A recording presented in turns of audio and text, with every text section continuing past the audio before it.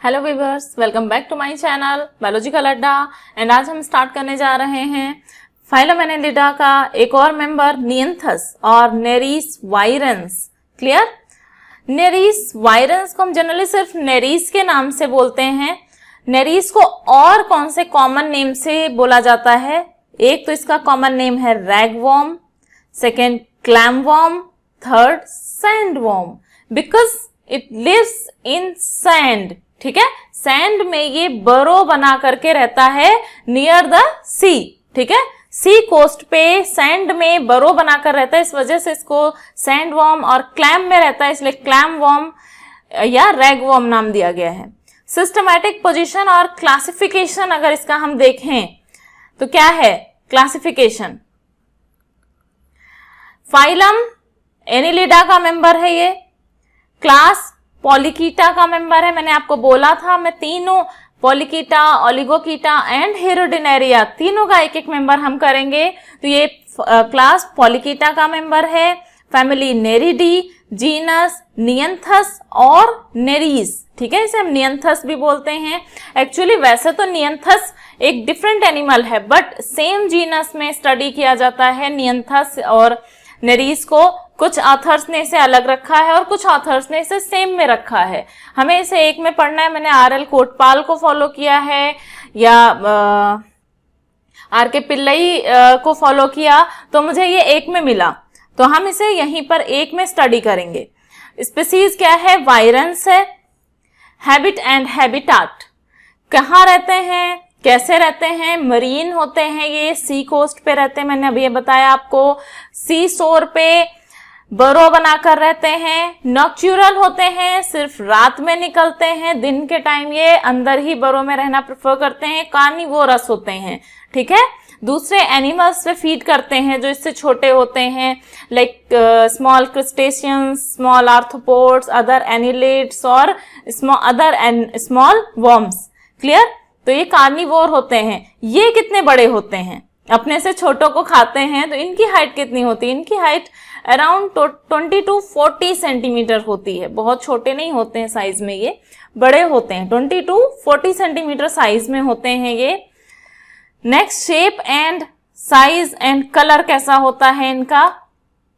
Elongated होते हैं, warm like body होती है, स्लेंडर होती है। आप एक बार डायग्राम भी इसका देख लो तो और माइंड में क्लियर हो जाती हैं चीजें। इस तरह का ये एनिमल होता है। क्लियर? एनिमल क्या, इंसेक्ट भी नहीं, वर्म।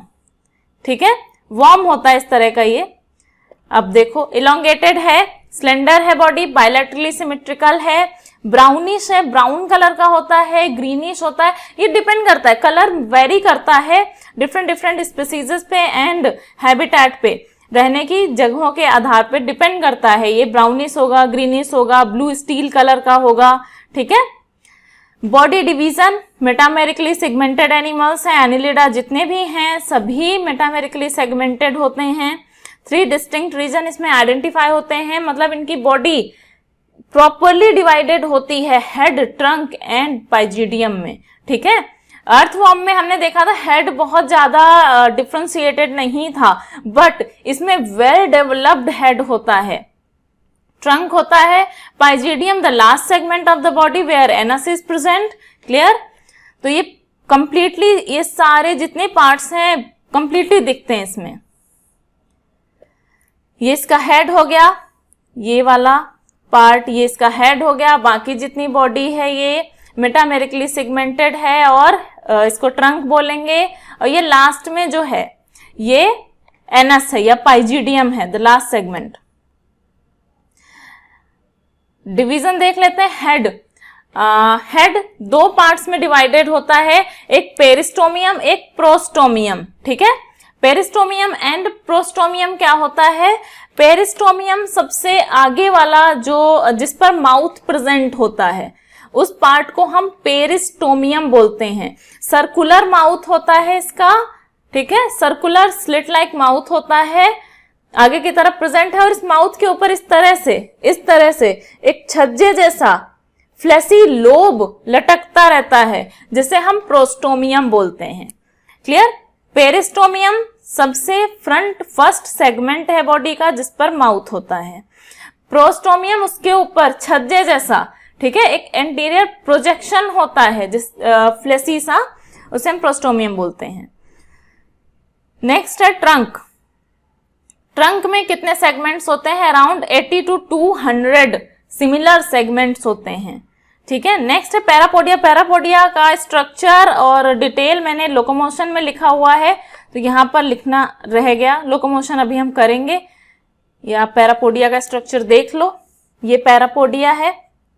एक पैरापोडिया, हर एक सेगमेंट में अ पेयर ऑफ पैरापोडिया होता है, ठीक है। दोनों साइड एक एक पैरापोडिया होता है हर एक सेगमेंट में, और उसका स्ट्रक्चर कैसा होता है? इस तरह से, बहुत डिटेल स्ट्रक्चर है। पैरापोडिया है और उसमें क्या है? सीटी है, ठीक है। ये नोटोसीटी, ये न्यूरोसीटी, क्योंकि ऊपर वाले पैरापोडिया, ऊपर वाले पार्ट को हम बोलते हैं नोटोपोडियम, नीचे वाले पार्ट को हम बोलते हैं न्यूरोपोडियम, ठीक है। तो उसी के अकॉर्डिंग नोटोसीटी, न्यूरोसीटी। इसमें जो इंपॉर्टेंट है बस इतना ही है कि इसके पैरापोडिया में सीटी प्रेजेंट होते हैं आगे। अब देख लेते हैं पैरापोडिया हर एक ट्रंक के हर एक पार्ट में थी। लास्ट सेगमेंट क्या होता है? पाइजिडियम होता है। इसको हम टेल भी बोलते हैं या एनल सेगमेंट बोलते हैं। यहीं पे एनस प्रेजेंट होती हैं और सेंसरी एनल सीरी भी प्रेजेंट होती हैं। दो वो टेंटिकल्स जैसे स्ट्रक्चर देखे थे आपने डायग्राम में, वो एनल सीरी थे। और इसके अलावा बहुत छोटे छोटे सेंसरी पैपिला प्रेजेंट होते हैं, और लास्ट सेगमेंट में पैरापोडिया एब्सेंट होते हैं। पैरापोडिया सिर्फ और सिर्फ ट्रंक के रीजन में मिलेंगे, हेड एंड टेल या पाइजिडियम में एब्सेंट होंगे। बॉडी वॉल कैसी होती है? बहुत शॉर्ट में हमने यहाँ पे लिखी हुई है, क्योंकि इतना ही हमारा इंपॉर्टेंट है, इससे ज्यादा बहुत डिटेल में जाने की जरूरत नहीं। क्यूटिकल आउटर मोस्ट लेयर होती है, काइटिनस लेयर होती है, टफ होती है। क्यूटिकल के जस्ट नीचे क्या होती है? एपिडर्मिस होती है। एपिडर्मिस में बहुत सारी ग्लैंड्स होती हैं, म्यूकस ग्लैंड्स होती हैं, म्यूकस सिक्रीट करती हैं। क्यूटिकल के जस्ट नीचे होती है थिन मेम्ब्रेनस पार्ट होती है। देन है मस्कुलेचर। मसल्स कौन कौन सी होती हैं? CML means circular muscle layer, LML longitudinal muscle layer, and one ये थोड़ी सी डिफरेंट है, पीछे के एनिमल्स में ये नहीं थी, ऑब्लिक मसल लेयर, ठीक है। यहां पर और क्या प्रेजेंट होती? OML ऑब्लिक मसल लेयर भी यहां प्रेजेंट होती हैं। यानी यहां पे क्या क्या है? CML, LML and OML। और ये सभी कैसी बनी होती? अनस्ट्रिप्ड मसल लेयर होती हैं। Last peritoneum. You all know peritoneum क्या होता है? पेरिटोनियम विसरल ऑर्गन्स पर और सीलोमिक कैविटी के चारों ओर प्रेजेंट एक बहुत ही पतली थिन लेयर होती है, और ये साइजोसीलिक होते हैं। यानी कि जो ये पेरिटोनियम है ये मीजोडर्मल स्लिटिंग से बनी हुई है, ठीक है। मीजोडर्म जो होती है एम्ब्रियोनिक स्टेज में, जो मीजोडर्म होती है उसकी स्लिटिंग से बनती है peritoneum. Next true coelom of schizocoelic origin, यहाँ पे मैंने पॉइंट भी लिखा हुआ है, ठीक है। जो ये मीजोडर्मल स्लिटिंग से बनती है उसे हम साइजोसेलिक ओरिजिन की बोलते हैं, सीलोम। पैरापोडिया या लोकोमोशन किससे होता है? पैरापोडिया से होता है, जिसमें सीटी प्रेजेंट है। डिटेल स्ट्रक्चर आप देख सकते हो यहाँ पर। ये किस में हेल्प करता है? क्रॉलिंग में, क्योंकि सैंड पे रहता है तो क्रॉल करता है। स्विमिंग भी करता है। स्विमिंग इसमें बहुत ज्यादा डेवलप्ड टाइप से करता है, और स्पेशली रिप्रोडक्शन के टाइम जो स्विमिंग करता है उसको डिफरेंट नेम भी दिया गया है, जो हम आगे अभी देखेंगे इस चैप्टर में। And snake like undulation, snake like इस तरह का मूवमेंट भी इसमें होता है, ठीक है। Next digestive system. सारे सिस्टम देख लेते हैं, सिर्फ डाइजेस्टिव सिस्टम कॉमन है, ऐसा इसमें ऐसा कुछ खास नहीं है। जैसे कि हमने अर्थवॉर्म में किया था, उसमें गिजार्ड थी इंपॉर्टेंट, उसकी इंटेस्टाइन भी इंपॉर्टेंट थी, ठीक है। तो यहाँ पर क्या है? डाइजेस्टिव सिस्टम में माउथ है, बकल कैविटी है, उसके बाद pharynx, oesophagus, stomach, intestine and rectum. Nothing is different. Next respiration. Respiration होता है by the whole body surface, इसकी पूरी बॉडी सरफेस से होता है, इसलिए इसमें क्या प्रेजेंट होता है? म्यूकस ग्लैंड भी प्रेजेंट होती हैं, ताकि इसकी जो बॉडी है वो ड्राई ना होने पाए, कंटिन्यूसली उसमें म्यूकस मेंटेन रहे, और बरो भी ये यू शेप की बनाता है ताकि जो सी वाटर है वो उसकी बरो में जाकर बाहर निकलता रहे, और ये उसी सी वाटर से ऑक्सीजन एब्जॉर्ब कर लेता है इसकी body. Clear? Blood vascular system close type का होता है, यानी वेल डेवलप्ड वेसल्स होती हैं इसमें। एक्सक्रीटरी सिस्टम भी वेल डेवलप्ड होता है, और हर एक सेगमेंट में पेयर ऑफ नेफ्रीडियम प्रेजेंट होते हैं। ठीक है, पेयर ऑफ नेफ्रीडिया प्रेजेंट होते हैं हर एक सेगमेंट में पैरापोडिया के पास। क्लियर? कहां पर होते हैं? पैरापोडिया के पास, हर एक सेगमेंट में। तो यानी बहुत सारे जितने सेगमेंट होंगे उसके डबल नेफ्रीडियम होंगे। ये एक नेफ्रीडियम का स्ट्रक्चर है यहाँ पर, नेफ्रीडिया, नेफ्रीडियोस्टोम, नेफ्रीडियोपोर। पोर बाहर की तरफ खुलता है पैरापोडिया में। नेक्स्ट है nervous system, well developed nervous system होता है, इसमें सिफिलाइजेशन भी होता है, ब्रेन फॉर्मेशन भी होता है। हेड तो डिफ्रेंशिएटेड है ही, उसमें ब्रेन भी डिफ्रेंशिएटेड है। नर्व गैंग्लियन उसके ब्रेन में प्रेजेंट होता है। ठीक है, क्या प्रेजेंट होता है? सेरिब्रल गैंग्लियन उसे हम बोलेंगे। ठीक है, सेरिब्रल गैंग्लियन। और इसके अलावा पेरिफेरल नर्वस सिस्टम, ठीक है, विसरल नर्वस सिस्टम, सब कुछ प्रेजेंट होता है इसमें। नेक्स्ट है सेंस ऑर्गन्स। सेंस ऑर्गन्स भी वेल डेवलप्ड होते हैं। सेंस ऑर्गन कौन कौन से हैं? Prostomial tentacles, prostomial palps, nuchal organs, peristomial cirri and eyes. हम ये एक बार डायग्राम में ही देख लेते हैं चलकर। मैंने नीचे खुद से भी डायग्राम बनाया हुआ है, उसी में देख लेते हैं। ये हो गए आपके ये दो आगे वाले, ये जो दो हैं ये हैं पेरिस्टोमियल टेंटिकल्स। उसके बाद ये थोड़ा सा फ्लैसी स्ट्रक्चर है, ये है पेरिस्टोमियल पैल्प्स। देन पेरिस्टोमियल सिरी, ये टू पेयर दोनों साइड क्या है? पेरिस्टोमियल सिरी। और ये 4 आईज होती हैं इसमें, 1 2 3 4 आईज प्रेजेंट होती हैं यहाँ पर। एक मिनट में पेन का कलर चेंज कर लूँ। ओके, ठीक है, ये हैं पैल्प, ये हैं पेरिस्टोमियल सिरी, और ये हैं eyes. Next reproduction, nuchal organ. This is important, ये इसमें हमें दिख नहीं रहा है डायग्राम में। ये स्मेल एंड कीमो रिसेप्शन का काम करता है। ठीक है, स्मेल एंड कीमो रिसेप्शन से इसको क्या हेल्प हो जाती है? एक तो ये इसको हेल्प हो जाती है किसी प्रे को कैप्चर करने में। अगर इसके आसपास से कोई इसका प्रे निकलता है तो उसकी स्मेल इसे तुरंत मिल जाएगी। उसका केमिकल अगर उसने कोई रिलीज किया होगा तो उसे ये रिसीव कर सकता है। नचल ऑर्गन इसको फीडिंग में हेल्प करता है इस तरह से, और रिप्रोडक्शन में भी हेल्प करता है, क्योंकि ड्यूरिंग रिप्रोडक्शन फीमेल एक सब्सटेंस रिलीज करती हैं फर्टिलियम, जो इन्हें अट्रैक्ट करता है, और नचल ऑर्गन की हेल्प से ही वो उसे महसूस कर पाते हैं और तुरंत वो रेडी हो जाते हैं to set the sperms. Reproduction कैसा होता है? डायोसियस होते हैं या यूनिसेक्सुअल होते हैं, यानी मेल एंड फीमेल डिफरेंट अलग अलग होते हैं।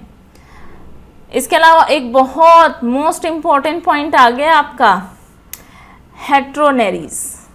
This is most important part. ठीक है, इससे बहुत क्वेश्चंस आते हैं। नेरीज में अगर 2 क्वेश्चन पूछना है एग्जामिनर को तो एक क्वेश्चन कोई और एक क्वेश्चन ये हो जाएगा आपका। ठीक है, इतना इंपॉर्टेंट है एपिटोक एंड अटोक। क्या होता है बेटा एपिटोक एंड एटोक? एपिटोक जब यही नेरीज सेक्सुअल रिप्रोडक्शन के लिए रेडी होता है, सेक्सुअली मैच्योर नेरीज होता है, उसी नेरीज को हम हेटेरोनेरीज बोलते हैं। हेटेरो मीन्स क्या होता है? डिफरेंट, 2 डिफरेंट टाइप के नेरीज।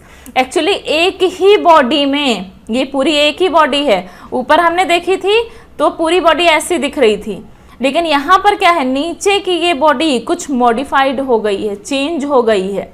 तो एक ही नेरीज में 2 टाइप के पार्ट दिख रहे हैं। एक ये ऊपर का जो पार्ट है, जो नॉर्मल है, जो ऑर्डिनरी पार्ट है, नॉन सेक्सुअल रीजन है, इसी को हम अटोक बोलते हैं। ठीक है, इसमें ऑर्डिनरी पैरापोडिया है, ऑर्डिनरी सेगमेंट्स हैं, कुछ भी चेंज नहीं हुआ। बट नीचे का जो पार्ट है वो सेक्सुअल रिप्रोडक्शन के लिए रेडी हो गया, सेक्सुअल रीजन बन गया, जिसे हम इपीटोक बोलते हैं। क्लियर? और इसमें जो इसके पैरापोडिया होते हैं ये भी मॉडिफाइड हो जाते हैं for the swimming. Clear? Swimming के लिए मॉडिफाइड हो जाते हैं। नाइट में नॉक्चुरल होता है, नाइट में ये सी वाटर के ऊपर स्विम करते हैं, बहुत एक्टिवली स्विम करते हैं, डांस करते हैं। ठीक है, इसके डांस को क्या बोलते हैं? स्वार्मिंग, अभी नीचे आएगा, स्वार्मिंग बोलते हैं। ठीक है, तो हेट्रोनेरीज क्या है? नेरीज ही है, दो डिफरेंट टाइप की बॉडी एक ही नेरीज में बन गई, जिसे हम हेट्रोनेरीज बोलते हैं। सेक्सुअल बॉडी को इपीटोक और असेक्सुअल बॉडी को अटोक बोलते हैं। ठीक है, इसे इपीटोकी बोलते हैं। इस प्रोसेस को क्या बोलते हैं? इस तरह से बॉडी को चेंज होने की प्रोसेस को बोलते हैं इपीटोकी। कुछ और इंपॉर्टेंट टर्म्स हैं जो आते हैं एग्जाम में आपके, क्या है? स्वार्मिंग, ये डांसिंग है, स्विम करते हैं बहुत एक्टिवली सी वाटर के ऊपर टू सेट स्पर्म्स और ओवा। नेक्स्ट है फर्टिलियम, फर्टिलियम सब्सटेंस फीमेल्स प्रोड्यूस करती हैं, और जैसे ही ये फर्टिलियम प्रोड्यूस करती हैं मेल को इसकी स्मेल मिल जाती है और ये इंड्यूस करती है मेल में टू सेड स्पर्म्स, स्पर्म्स की सेडिंग को। डेवलपमेंट इनडायरेक्ट होता है। इनडायरेक्ट डेवलपमेंट होने का मीनिंग क्या है? यहाँ पे लार्वल स्टेज होगी, लार्वल स्टेज होगी तो लार्वा का नाम क्या होगा? इसके लार्वा का नाम होता है ट्रोकोफोर लार्वा। आपने चैनल को अगर अभी तक सब्सक्राइब नहीं किया है तो प्लीज़ चैनल को सब्सक्राइब कर लीजिए। ये सीरीज़ आपकी टीजीटी पीजीटी आपके लिए बहुत हेल्पफुल होने वाली है। अब हम करेंगे कुछ questions.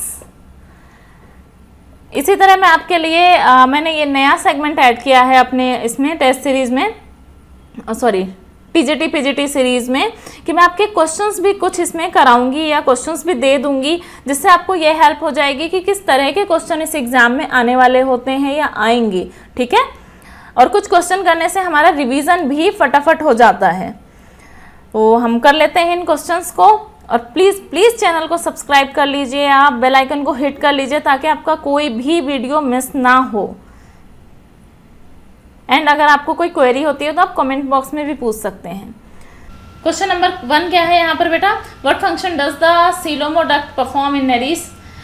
Answer is D, reproductive and excretory functions coelomoduct perform करती है। What is the origin of coelomoduct in nereis? Nereis में सीलोमोडक्ट की ओरिजिन होती है ectodermal. Peristomium in nereis is composed of one segment. Excretory organ of nereis is nephridia. Sexual mature clampworm is called, अभी किया just, heteroneries. Worm having epitoke and atoke region is called heteroneries. और sexually mature nereis क्या बोलेंगे हम इसे? Heteronereis बोलेंगे बेटा। Fertilizin is secreted by, fertilizin female heteronereis secrete करती है। Nereis is commonly called ragworm, clamworm, sandworm, सभी कुछ बोलते हैं, all of them. Locomotory organ in nereis is parapodia. देखिए हमने कितने सारे क्वेश्चंस इस चैप्टर में किए हैं। Who made the study about locomotion of Nereis? ये नहीं किया हमने। किसने किया था study in locomotion of Nereis? Gray. Respiration in Nereis performed by through the body surface, whole body surface. The main excretory product in nereis is, the main excretory product in nereis is ammonia. The chemoreceptor organ in nereis is Nachal organ. C. The name of the larva of nereis trochophore. इतने सारे questions हमारे इसमें मिल गए हमने जो अभी कर रखे हैं। Nereis is carnivorous. अच्छी स्टडी चल रही है। आई थिंक आप लोगों ने साथ साथ में क्वेश्चंस किए होंगे और आपको लगा होगा कि वाकई हमने बहुत अच्छा परफॉर्म किया है ना। इसी टाइप से क्वेश्चंस आते हैं एग्जाम में। Keep studying and stay with me. Thank you for watching. Bye bye. Take care.